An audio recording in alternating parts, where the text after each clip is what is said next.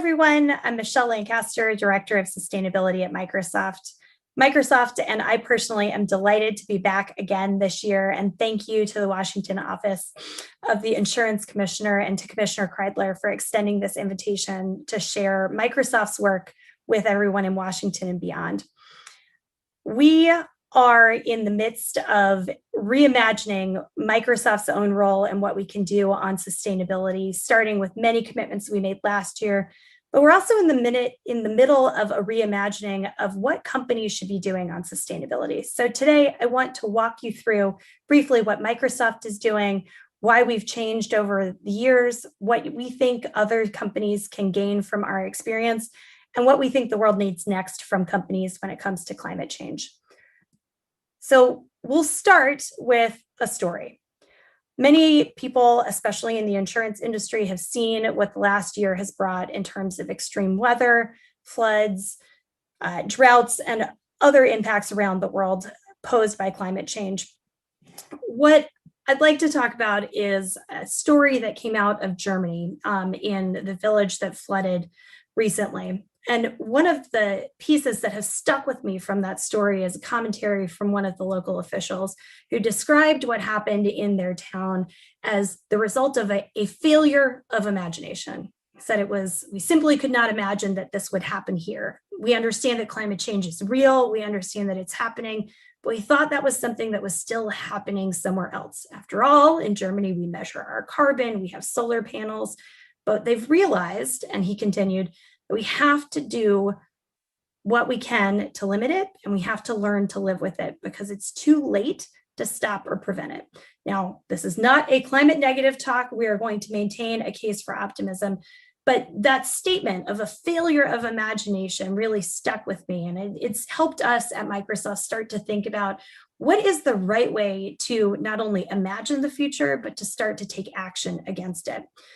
Because as we've seen, we don't have to imagine the future anymore. Climate change is real, it is happening now, and it's impacting the lives and the livelihoods of millions of people across the globe, including those right here in Washington, as we've seen with wildfires and an extremely hot summer so far this year. The IPCC, as part of the UN, recently released a report that was entitled essentially Code Red for the Planet. We don't have to imagine the future of our planet. We know, and it's being written out every single day. Climate change is already impacting every area across the world, changing things from rainfall to planting seasons, and basically everything in between. So it's not a failure of imagination to see that the world is changing around us. What we need to continue to fight against is the failure to reimagine our role in charting that new future. At Microsoft, we really started about a year and a half ago with reimagining the way that corporate sustainability should function at Microsoft and beyond. And we did that by starting to look at what companies can realistically do in this space. For a long time, sustainability in the private sector was viewed as risk mitigation, as a nice to have in a CSR function, and really focused on minimizing operational impact. We think there's a lot more that should be imagined in the role that companies should play. We can look at ourselves as a customer and what are we asking of our suppliers? We are also a supplier. What are we asking our suppliers to do for us? We partner with thousands of organizations across the world. How should we work with them, communicate our values and expectations? We also work with our employees on a regular basis who are asking us to do more. And we're also a regulated entity that publicly reports our earnings every year. What are investors asking of us, and how can we work together to unlock new finances across the board? And finally, policy. It is inescapable that in climate change, we need policymakers across the board at every level to lean in. And we really think businesses have an obligation and an opportunity to say, we're with you in this. Please don't worry about business reaction to regulation. In fact, we need more of it to move more quickly. So that failure to imagine beyond an operational role was the first thing that we tackled, and really imagining what are all of those positions of influence and how do we move forward. And from there, we set a series of industry-leading commitments. We pledged to become carbon negative by 2030 and remove all of our historical emissions by 2050. We continued beyond carbon and looked at water.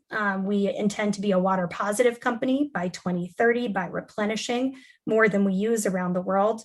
We also intend to be a zero waste company by 2030. And that means not only reducing and removing our own waste from everything from construction out in Redmond all the way down to what we landfill and what we recycle, but also really thinking about our devices and the packaging that goes around them. How do we get out of plastic and how do we make those both more recyclable and out of more recycled materials, but also more repairable. So really thinking about extending the life of those and then improving the materials.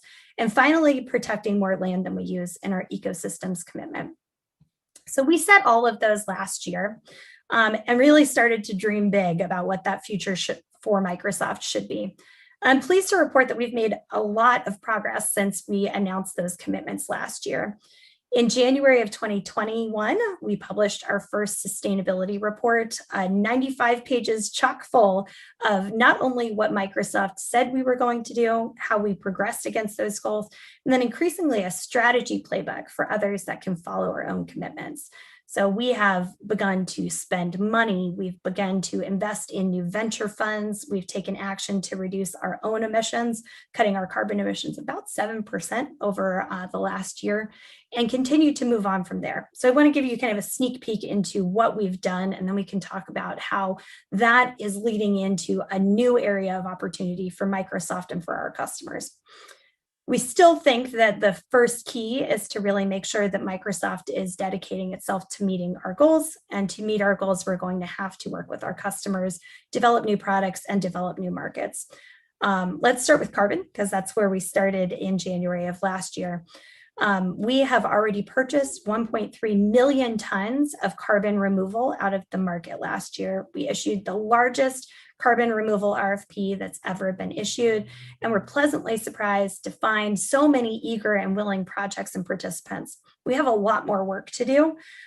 There is a lot more that needs to be done to grow the carbon removal market as we move forward. And one of the things the IPCC report called out is just how important it is to not just reduce emissions, but start to remove them. We've also reduced carbon amongst our supply chain by up to about 21 million metric tons. And we have made considerable steps to work with other companies across industries and transform to net zero. We've also made progress on water. Already 1.5 million people this year will receive access to safe drinking water through our efforts around accessibility around the globe. We financed 20 new water replenishment projects, including some here in the Pacific Northwest, to make sure that we are protecting water and making sure that it is available in the future. We've also made significant progress on our waste commitments, achieving 60,000 metric tons of waste diversion from landfills in the past year, and beginning to make new investments in building what's called the circular economy. So not just reducing our waste, but building new markets and new methods to make sure that materials stay in circuit longer. And finally, our ecosystems commitment. We have made considerable progress there as well. We committed to protecting more land than we use, a goal that we are on track to reach this year. We also committed to building something called a planetary computer, which basically means that we are taking the data around the planet from geospatial all the way to ground sensors and really developing the data layer that explains how much of what is where in the natural world and how it's changing over time, and then creating really easy to use applications over top of that. So you don't need to be a geospatial engineer, nor do you need to be a data scientist to be able to query if perhaps folks in your supply chain are abiding by their no deforestation clauses in their contracts, or understanding how your particular crop can change over time. So we've made a lot of progress, but we still have a lot of work left to do. And part of that work is really around knowing when we need help.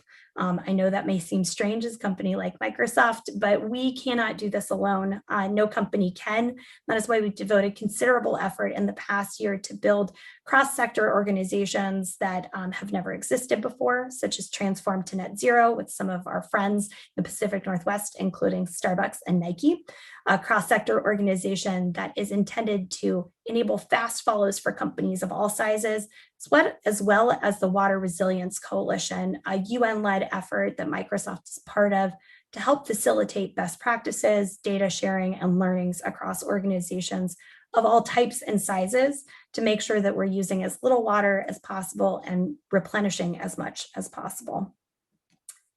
But we know that we're not alone in this journey too, and we have been delighted to see that many other companies are starting to reimagine their role as well. It's starting to open up new markets and new opportunities. We've seen already that there's about 161% growth in companies setting net zero targets just in the last year, and nearly 2,000 organizations have stated support for what's the Task Force on Climate-Related Disclosures. So not only are companies setting targets, they're increasingly willing and eager to report on that progress in detailed manner to companies and investors across the board. Now, all of that is also happening against a backdrop of additional policy measures where countries are increasingly pledging their support towards net zero and taking new steps to regulate industries. We're seeing investors make even more pointed calls for companies to set targets and disclose transparently against those targets. And we're seeing that it's also starting a friendly competition in markets across sectors where being the leader in net zero is really something that is increasingly important to companies. Now, what does all of that mean for Microsoft and for other companies in this space? Well, it means that we get to reimagine the role of the private sector all up, and particularly a technology company, as not just one that is trying to minimize its footprint, but one that can really maximize new opportunities and accelerate progress towards the future. That's certainly how Microsoft is looking at it. We see that technology has an incredibly important role to play in addressing climate change and building new systems, new solutions, new reporting measures that can really help the world accelerate towards net zero. And these are not altruistic measures, although they are definitely for the public good. We see that there are incredible market opportunities for those that move quickly on this. There are anywhere from $60 billion in energy optimization opportunities driven through technology, all the way to expectations of a $200 billion carbon offset market just by 2030. So companies are starting to think about how can we shift from being less bad to doing more good, and how can doing more good actually benefit people, planet, and the profit line. And when you harness all of those together, you can start to unleash some very serious innovation.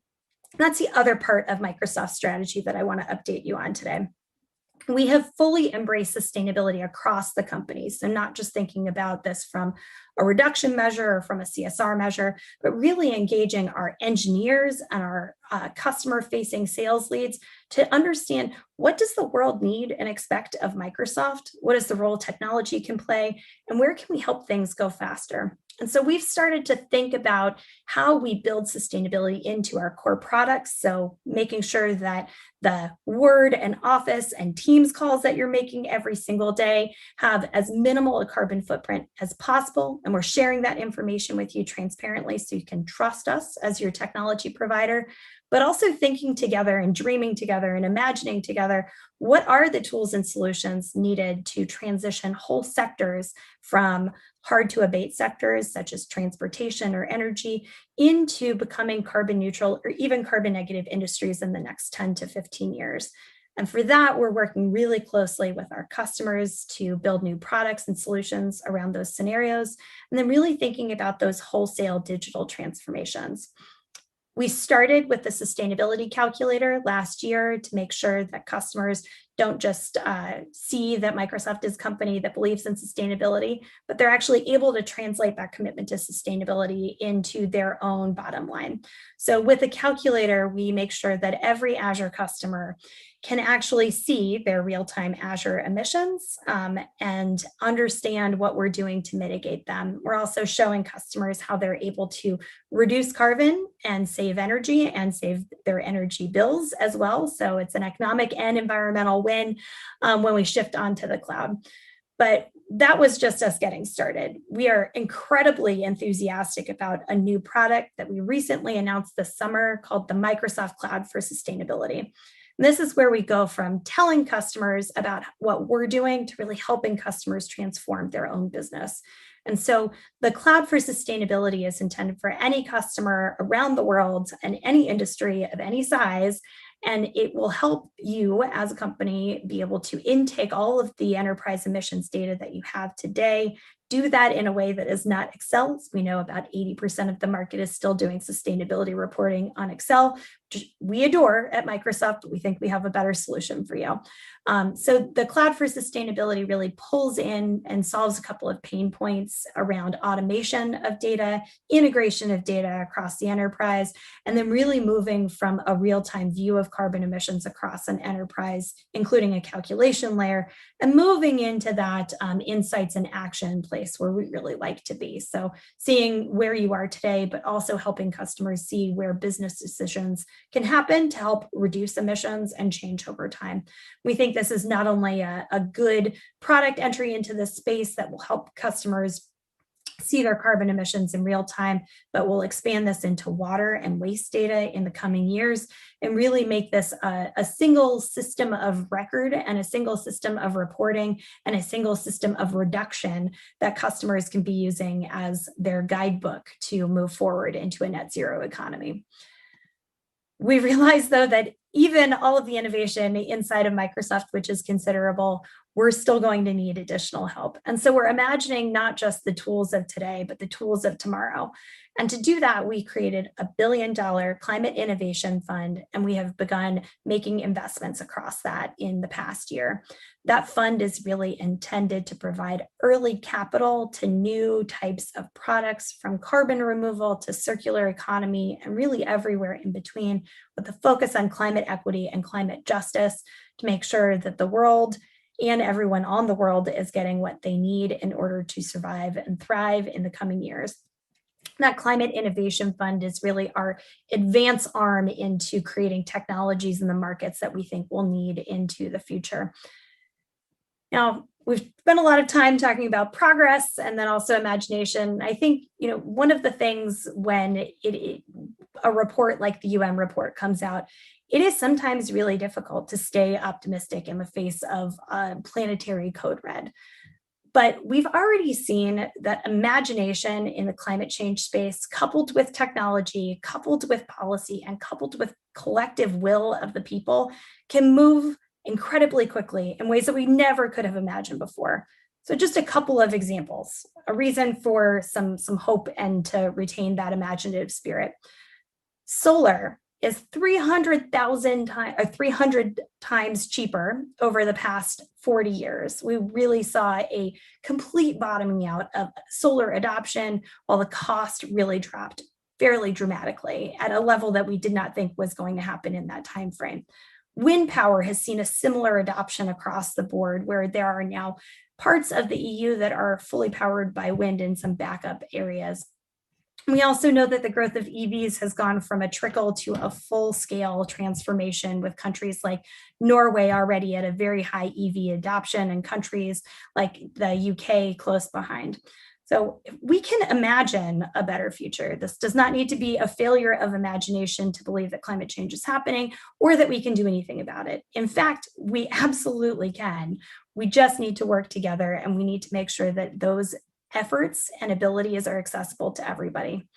And I'll just close for a second here as we think about what kind of future we want to imagine for ourselves, for our children, as we think about what the future should be for private sector action and for Microsoft in this space.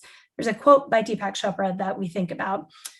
The best use of imagination is creativity, and the worst use of imagination is anxiety.